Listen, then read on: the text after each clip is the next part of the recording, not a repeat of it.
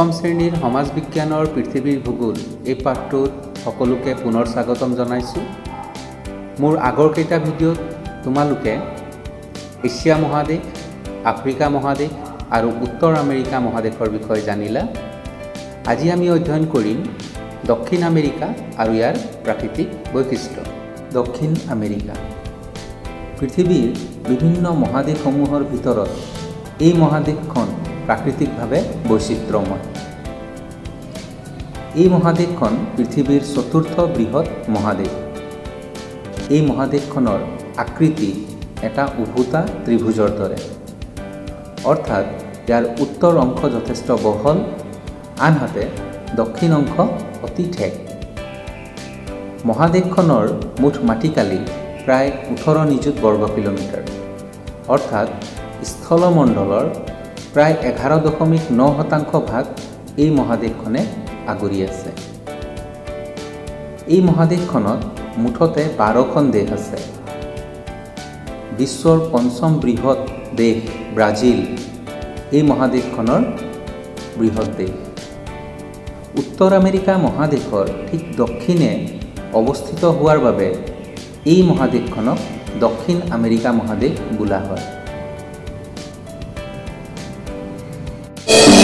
আগবাঢ়ো দক্ষিণ আমেৰিকা মহাদেশৰ চাৰিসীমালৈ। দক্ষিণ আমেৰিকা মহাদেশৰ উত্তৰ পাৰে আছে, এই উত্তৰ অংশত আছে উত্তৰ আমেৰিকা, আৰু এইখিনিত আছে কেৰিবিয়ান সাগৰ। ইয়াৰ দক্ষিণ অংশত আছে দক্ষিণ মহাসাগৰ। ইয়াৰ পূবে আছে আটলান্টিক মহাসাগৰ আৰু পশ্চিমে আছে প্ৰশান্ত মহাসাগৰ।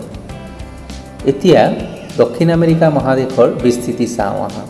দক্ষিণ আমেৰিকা মহাদেশখন উত্তৰে 12 ডিগ্ৰী উত্তৰ অক্ষাংশৰ পৰা দক্ষিণে 55 ডিগ্ৰী দক্ষিণ অক্ষাংশলৈ বিস্তৃত হৈ আছে। এয়া 55 ডিগ্ৰী দক্ষিণ অক্ষাংশ ৰেখা।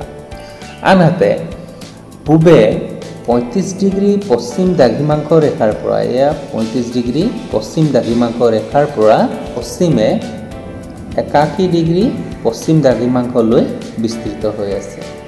আগবাঢ়ো দক্ষিণ আমেৰিকা মহাদেশৰ প্ৰাকৃতিক বৈশিষ্ট্য। দক্ষিণ আমেৰিকা মহাদেশৰ প্ৰাকৃতিক বৈশিষ্ট্য বৈচিত্ৰ্যময়। এই মহাদেশখনৰ প্ৰাকৃতিক বৈশিষ্ট্যক আমি 5টা ভাগত ভাগ কৰি চাব পাৰোঁ।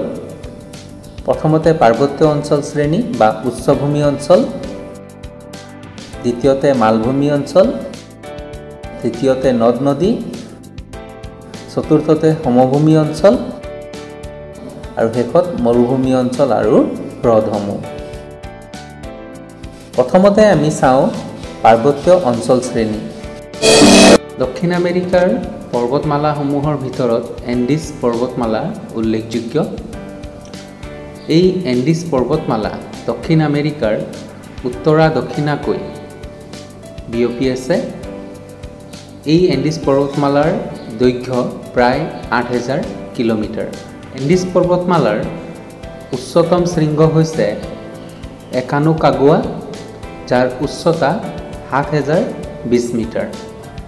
দক্ষিণ আমেৰিকাৰ পশ্চিম অংশত উত্তৰা দক্ষিণাকৈ থকা এই এণ্ডিছ পৰ্বতমালা পানামা যোজকৰ পৰা হৰ্ণ অন্তৰীপলৈকে বিস্তাৰিত হৈ আছে, আৰু এই এণ্ডিছ পৰ্বতমালা পৃথিৱীৰ ভিতৰতে আটাইতকৈ দীৰ্ঘতম পৰ্বতমালা। উচ্চতাৰ ভিতৰত হিমালয় পৰ্বতমালাৰ পিছতেই এণ্ডিছ পৰ্বতমালাৰ স্থান আছে। এই এণ্ডিছ পৰ্বতমালাৰ 3টা অংশ আছে।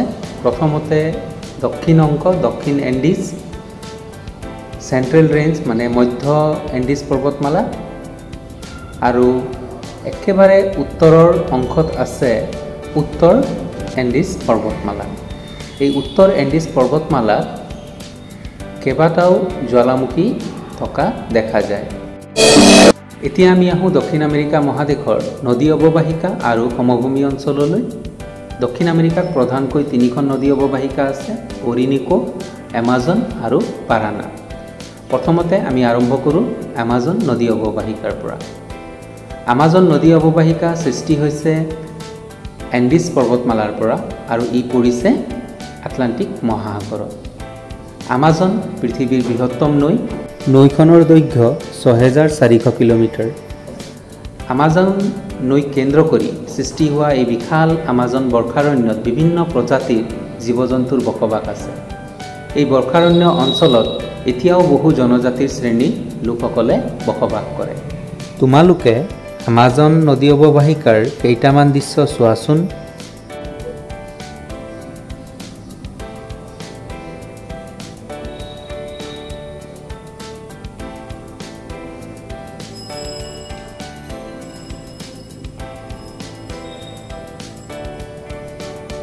এতিয়া আমি আগবাঢ়োঁ অৰিনিকো অৱবাহিকালৈ। এই অৰিনিকো অৱবাহিকাও এণ্ডিছ পৰ্বতমালাৰ পৰাই ওলাইছে আৰু ই পৰিছে আটলাণ্টিক মহাসাগৰত। এই অৰিনিকো অৱবাহিকাত সুন্দৰ নৈ কলম্বিয়াৰ ৰেইনবো নৈ এই অৱবাহিকাতে আছে। এই অৱবাহিকাৰ আশে পাশে থকা ছাভানা অঞ্চলত বিভিন্ন প্ৰজাতিৰ জীৱ জন্তুৰ বসবাস আছে। এই বিশাল অৰিনিকো নদী অৱবাহিকাত বিভিন্ন প্ৰজাতিৰ চৰাই চিৰিকটি পোৱা যায় আৰু ইয়াৰ উপৰিও বিভিন্ন প্ৰজাতিৰ মাছ এই নদী অৱবাহিকাত পোৱা যায়। তাৰ ভিতৰত ইলেক্ট্ৰিকেল ইলফিছ অন্যতম। ইয়াৰ পিছত আগবাঢ়োঁ পেৰেগুৱে বা পাৰানা নদী অৱবাহিকালৈ। এই নদী অৱবাহিকা দক্ষিণ আমেৰিকাৰ পশ্চিম দিশত আছে। এই নদী অৱবাহিকাত এটা ধুনীয়া জলপ্ৰপাত আছে। সেই ধুনীয়া জলপ্ৰপাতটোৰ নাম হৈছে ইগুৱাজু জলপ্ৰপাত। আগবাঢ়োঁ দক্ষিণ আমেৰিকা মহাদেশৰ সমভূমি অঞ্চললৈ। দক্ষিণ আমেৰিকাৰ পেম্পাছ প্লেইন সমভূমি অঞ্চলক পেম্পাছ বুলি জনা যায়। এই পেম্পাছৰ অৰ্থ হৈছে বিশাল ঘাঁহনি অঞ্চল। দক্ষিণ আমেৰিকাত তিনিখন নদী অৱবাহিকা যি অঞ্চল আছে, সেই নদী অৱবাহিকা সমভূমি অঞ্চলৰ উপৰিও পেম্পাছ অন্যতম। ইয়াৰ উপৰিও দক্ষিণ আমেৰিকা মহাদেশৰ আটলাণ্টিক আৰু প্ৰশান্ত মহাসাগৰ, এই দুইখন মহাসাগৰক কেন্দ্ৰ কৰি ইয়াৰ চাৰিওফালে এটা উপকূলীয় সমভূমি অঞ্চল আছে। আগবাঢ়োঁ দক্ষিণ আমেৰিকাৰ মালভূমিসমূহলৈ। দক্ষিণ আমেৰিকাত প্ৰধানকৈ তিনিখন মালভূমি আছে: গিয়ানা মালভূমি, ব্ৰাজিলৰ মালভূমি আৰু পাটাগনিয়া মালভূমি। প্ৰথমতে আমি আহোঁ গিয়ানা মালভূমি। এই গিয়ানা মালভূমি দক্ষিণ আমেৰিকাৰ উত্তৰে আছে। এই মালভূমি অৰিনিকো নৈ আৰু আমাজন নৈ এই দুখন নৈৰ মাজত অৱস্থিত। চিত্ৰত যেনেদৰে দেখা পাইছা, এই মালভূমিৰ পশ্চিম অংশত আছে এণ্ডিছ পৰ্বতমালা। এই এণ্ডিছ পৰ্বতমালাৰ পৰা কেইবাখনো জলপ্ৰপাত এই মালভূমিত পৰিছে। তাৰ ভিতৰত এঞ্জেল জলপ্ৰপাত উল্লেখযোগ্য। এই গিয়ানা মালভূমিৰ পূব অংশত দক্ষিণ আমেৰিকাৰ ছাভানা অঞ্চল আছে, য'ত বিস্তৃত ঘাঁহনি অঞ্চল পোৱা যায়। এই অঞ্চলৰ জনসাধাৰণে পশুপালন কৰি জীৱিকা নিৰ্বাহ কৰে। আগবাঢ়োঁ ব্ৰাজিলৰ মালভূমিলৈ। এই মালভূমি দক্ষিণ আমেৰিকাৰ মধ্য অংশত আছে। এই মালভূমি হৈছে দক্ষিণ আমেৰিকাৰ বৃহৎ মালভূমি। মালভূমিৰ পূব অংশত ব্ৰাজিলৰ পৰ্বতমালা আছে। এই মালভূমিতেই পৃথিৱী বিখ্যাত উৎকৃষ্ট মানৰ কফি উৎপাদন কৰা হয়। নেক্সট আমি আহোঁ পাটাগনিয়া মালভূমিলৈ। পাটাগনিয়া মালভূমি দক্ষিণ আমেৰিকাৰ দক্ষিণ অংশত আছে। এই মালভূমিৰ পশ্চিম অংশত আছে এণ্ডিছ পৰ্বতমালা। এই এণ্ডিছ পৰ্বতমালাৰ পৰা কেইবাটাও জলপ্ৰপাত এই মালভূমিত পৰিছে। এই মালভূমিৰ পৰা বিভিন্ন ধৰণৰ খনিজ সম্পদ আহৰণ কৰা হয়। এতিয়া আমি আহোঁ দক্ষিণ আমেৰিকা মহাদেশৰ মৰুভূমিসমূহলৈ। দক্ষিণ আমেৰিকাত সৰু ডাঙৰ কেইবাটাও মৰুভূমি আছে। এই মৰুভূমিসমূহৰ ভিতৰত উল্লেখযোগ্য এটা মৰুভূমি হৈছে ৱাকা চাইনা মৰুভূমি। এই মৰুভূমি পেৰু দেশত আছে। নেক্সট আমি আগবাঢ়োঁ আন এখন মৰুভূমিলৈ, আটাকামা মৰুভূমি। এই আটাকামা মৰুভূমি এণ্ডিছ পৰ্বতমালাৰ নিম্ন অংশত আছে। নেক্সট আগবাঢ়োঁ আমি পাটাগনিয়া মৰুভূমিলৈ। পাটাগনিয়া মৰুভূমি দক্ষিণ আমেৰিকাৰ দক্ষিণ অংশত আছে। এই পাটাগনিয়া মৰুভূমিৰ উপৰিও দক্ষিণ আমেৰিকাৰ আন কেইখনমান উল্লেখযোগ্য মৰুভূমি হ'ল চেচুৰা মৰুভূমি, মণ্টি মৰুভূমি আৰু শেষত আহোঁ লা গুৱাজিৰা মৰুভূমি। এতিয়া আমি আহোঁ দক্ষিণ আমেৰিকা মহাদেশৰ হ্ৰদসমূহলৈ। দক্ষিণ আমেৰিকাত সৰু ডাঙৰ কেইবাটাও হ্ৰদ থকা দেখা যায়।